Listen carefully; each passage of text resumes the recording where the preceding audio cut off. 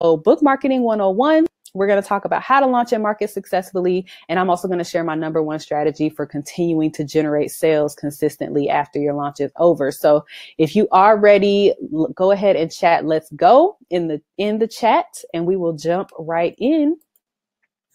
So we're going to go over 4 different secrets tonight, and just to walk through what those are. The first secret is going to be how to get over your fear of selling and market your book confidently. So even if you don't feel like you have sales or marketing skills, we're going to learn how to overcome that. Secret number 2 is how to create a firm marketing foundation that actually helps you achieve your goals instead of working against them. That's going to be good. Secret number 3 is how to generate free publicity for your book. That's right, without paying people to share it. We're going to talk about some free publicity generating strategies. And then number 4 is how to keep your book top of mind during your launch and keep people interested long after your launch is over. So again, if you are ready, type "let's go" in the chat and we will keep it moving.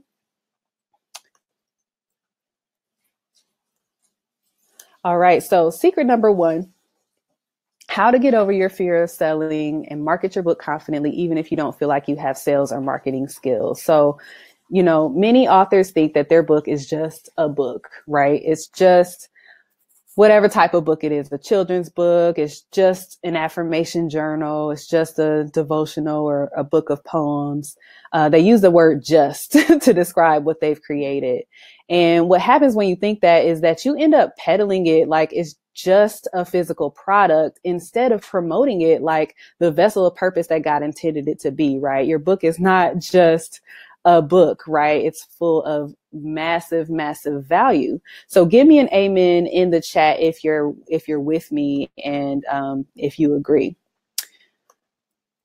And so I really want to hone in on the fact, and this is important, we're talking about how to get over your fear of marketing, and this is really critical and crucial to doing that. So your book is not just a book, right? It has the potential to be a business. And at minimum, it's an influential platform that has the power to make major impact in people's lives while also propelling you further into your calling and purpose, right? So even if it's just a children's book, just a book about, I don't know, Halloween, hopefully not, but whatever. It's something that's going to move people, right? It's going to influence them. It's going to bring about joy in their lives or some type of, entertainment or transformation. And that is valuable to people. Okay. So, God really gave this concept to you for a reason, and you're responsible for stewarding it, right? He didn't give it to you just to sit on it and be afraid. He gave it to you to put it out there. So right now, I really want you to just take the word "just" out of your vocabulary as it relates to your book, because in order to sell your book confidently, believing in your product is the number one foundational thing that you have to have, is belief in your product. That is the foundation of sales and marketing. Okay. And so you might be asking me, how do you do that? How do I start to believe in what I have to offer? And hopefully a lot of you today do, but if anybody has been struggling with marketing, I just want to talk about how powerful this belief in what you have to offer is. So in order to believe in the power of your book, you really have to stop thinking about what this book is to you. And you have to actually shift your focus to think about what this book is meant to be for somebody else, right? So, and in order to do that, you need to have a clearly defined vision. All right.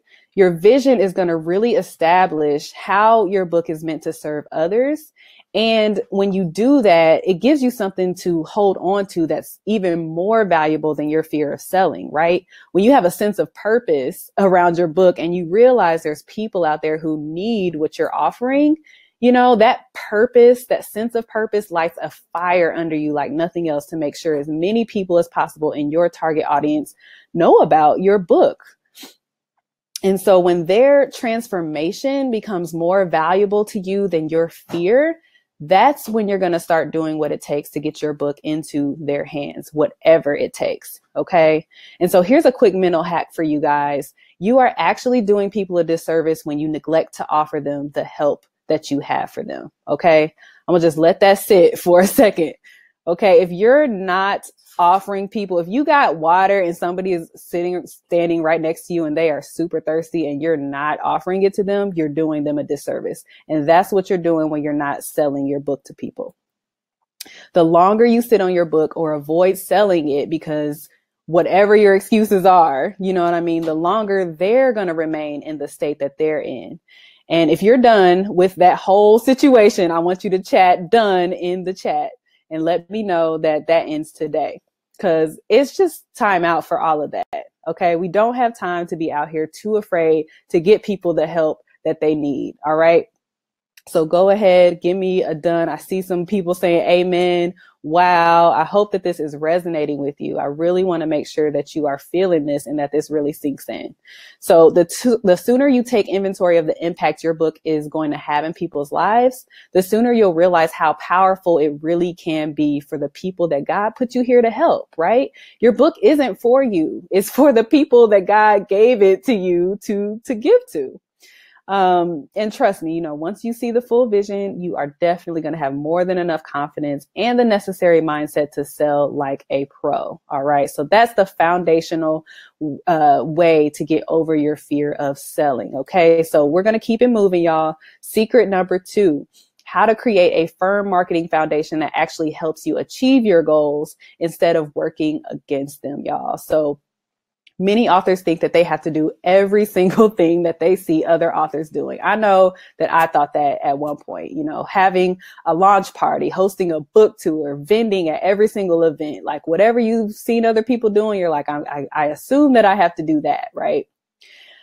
But what happens when you think that is that you get caught up in a cycle of doing the most, all right, doing a whole bunch of marketing activities, but they still aren't really getting you anywhere. And when you do that, you're wasting precious time, energy, and let's not even get started about money and resources that you get poured into pointless marketing activities. Okay. And if you've done this, please give me an eyes tied in the chat if you're tired of wasting your time and money on worthless efforts. Okay.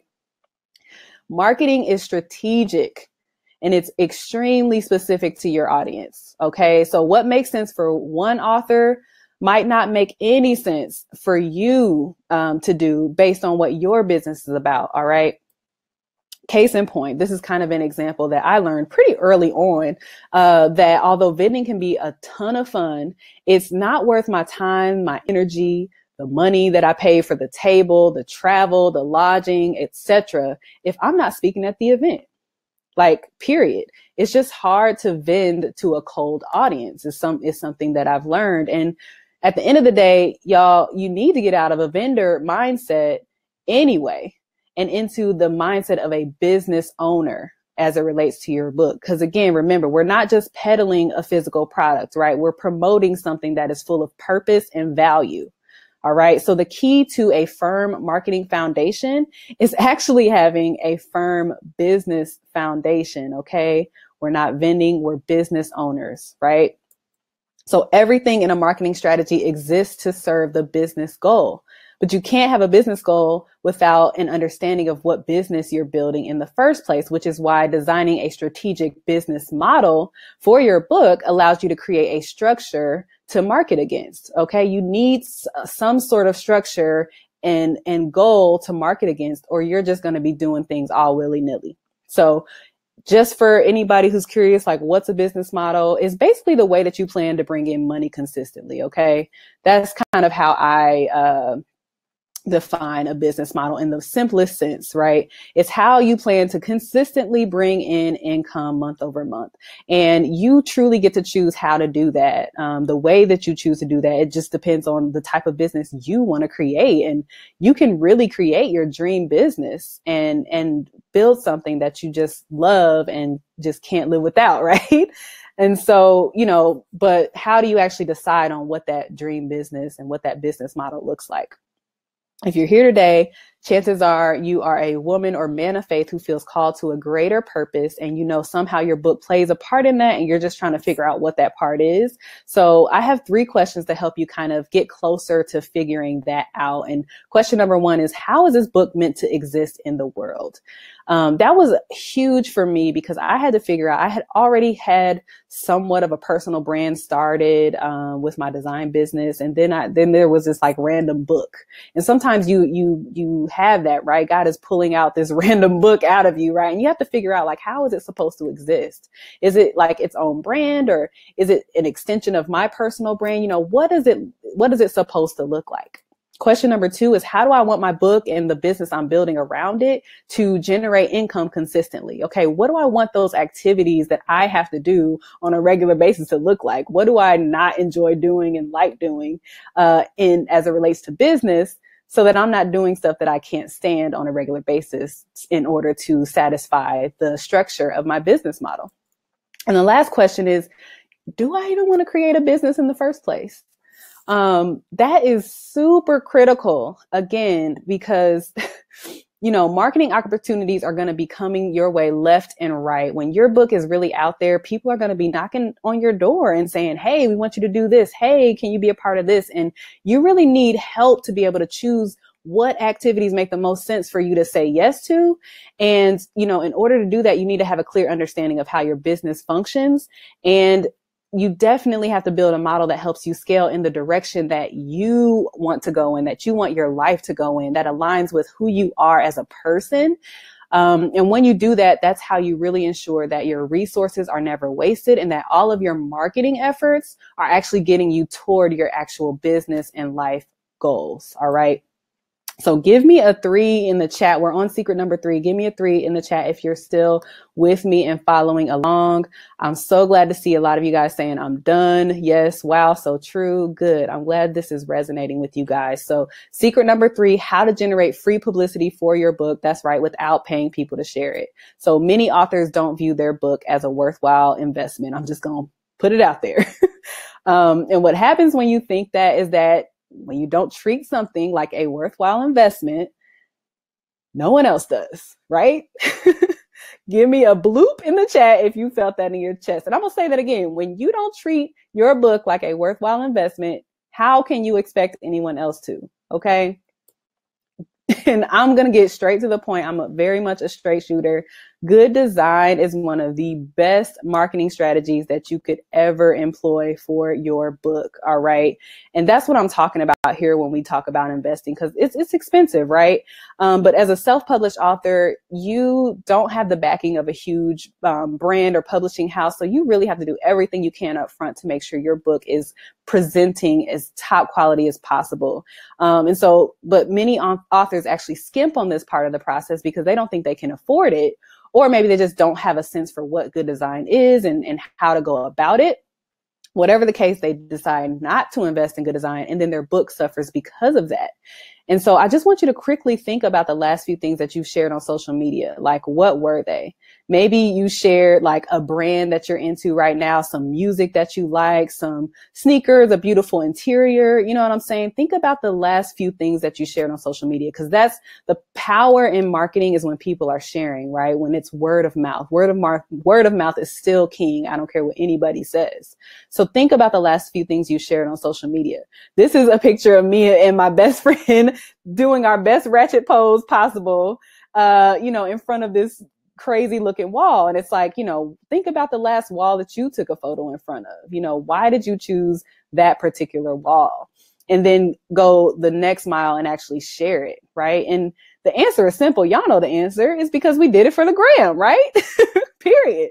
People like to share things that they think make them look good and demonstrate their taste and, who they are as a person. And if your book actually looks like something that your audience would vibe with, naturally, they're going to want to share it with their world.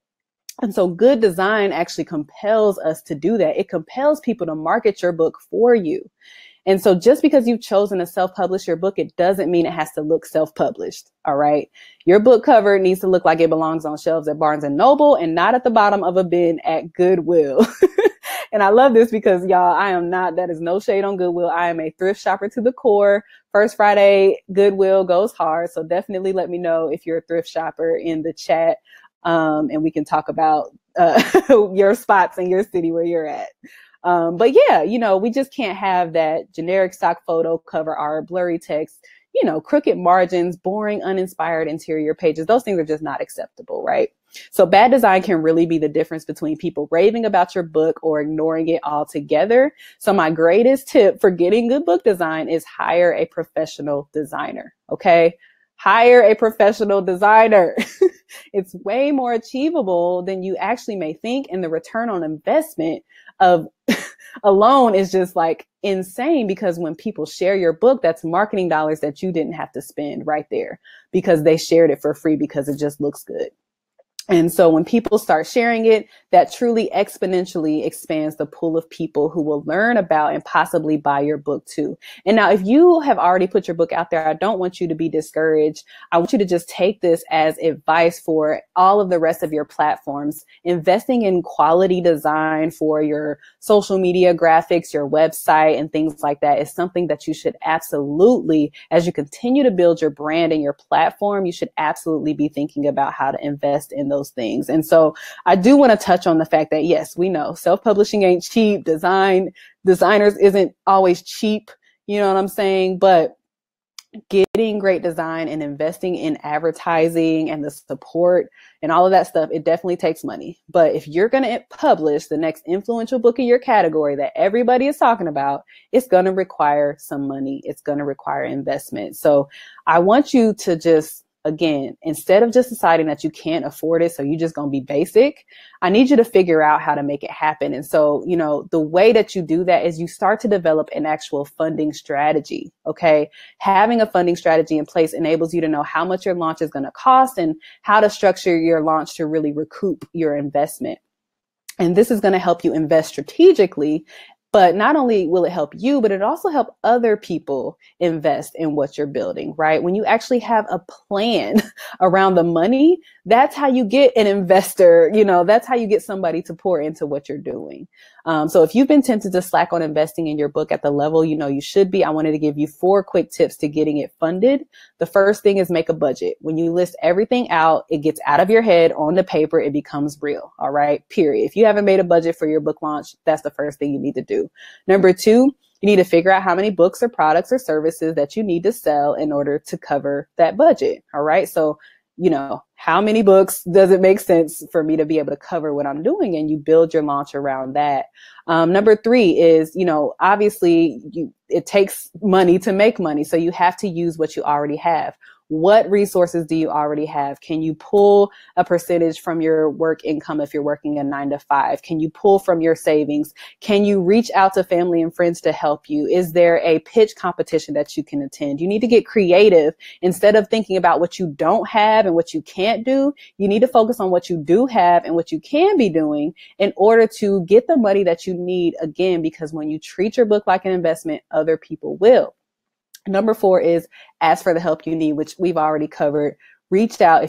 Once you get past like your realm of what you can do, that's when you start reaching out and asking for the help of others. So remember, when you treat your book like a profitable, worthwhile investment, others will too. And give me a 3 in the chat if you're still with me. And we're going to keep it rolling to secret number 4, our final secret of the night. So how to keep your book top of mind during your launch and keep people interested in buying it long after your launch is over. So many authors think that launching their book means, I put it up on Amazon, I posted a few times about it, I'm launched. And what happens when you think that is that your launch doesn't get past your own circle of friends and family, and all the work, blood, sweat, and tears that you put into that amazing piece of art that you just created, it starts to feel a little pointless because nobody really knows about it. And just because you publish your book does not mean you launched it. And I really want to just take a second to talk about this, because publishing it means that you're doing everything required to just make your book available for sale, right? That's where you prepare the book, your editing, your design, your ISBN and all that. And then it's uploaded to Amazon or wherever you're going to have people buy it. That's publishing. But launching is a whole nother thing.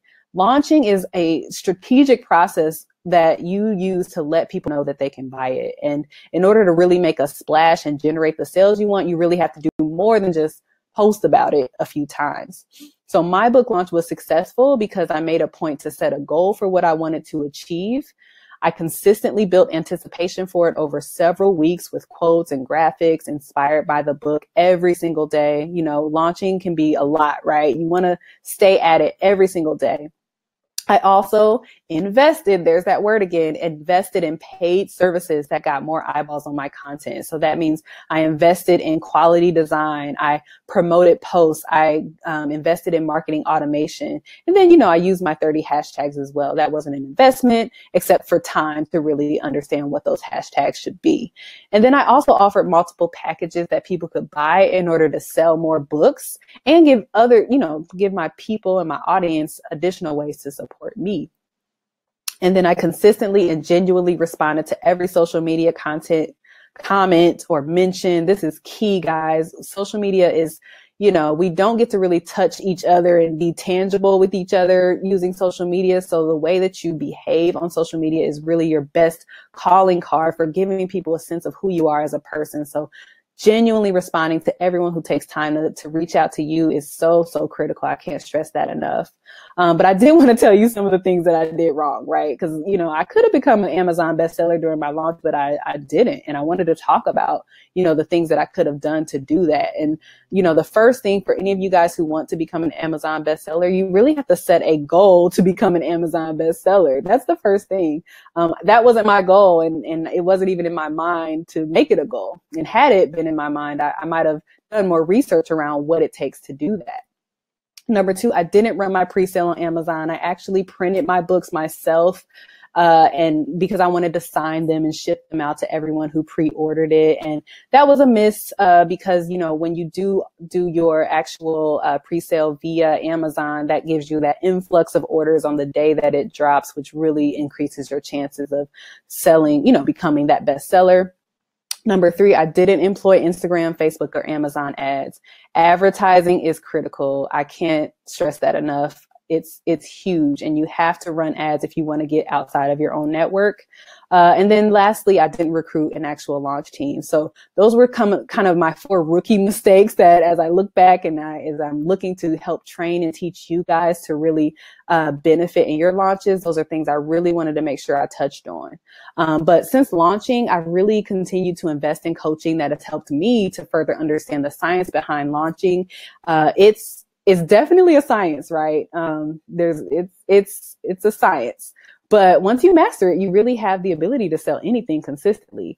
And so in my program that I'm going to be sharing in just a minute, you're going to get all the goods I wish that I had known before I launched. And I'm really going to break down the stages of a smart book launch. And you're going to help develop a strategic launch that works for your book, your audience, and your goals. And again, this can work whether you're launching for the first time, if you've already put your book out there and you're looking to develop ongoing marketing activities. This is going to be super huge and beneficial for you.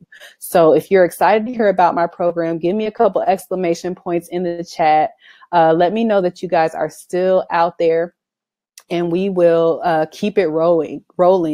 Now, the last thing I'm sharing with you guys is my number 1 ongoing sales strategy. I promised you guys that in the marketing leading up to this, and this is really what's been helping me to generate leads and sales consistently since launching my book over a year ago.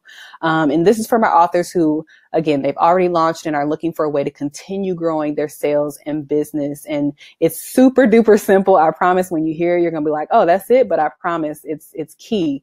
And it's my weekly newsletter. It's my weekly newsletter. I don't know if you're familiar with it, but I send out a weekly devotional email every single Tuesday. And that has been so huge for me. And so I really want to pass that along to you guys, that developing a consistent lead magnet that gives your audience a chance to connect with you more intimately on an ongoing basis after your book is out there, it really builds trust and engagement that leads to sales. All right. And focusing on one lead magnet instead of 15 different things that you're trying to get people to do is really, really beneficial, not only for you because it's easier on your end, but it's also easier on your audience. They don't want to know that you're offering a bajillion different things. You need to focus them in on one thing that's really, really important for you and valuable to them.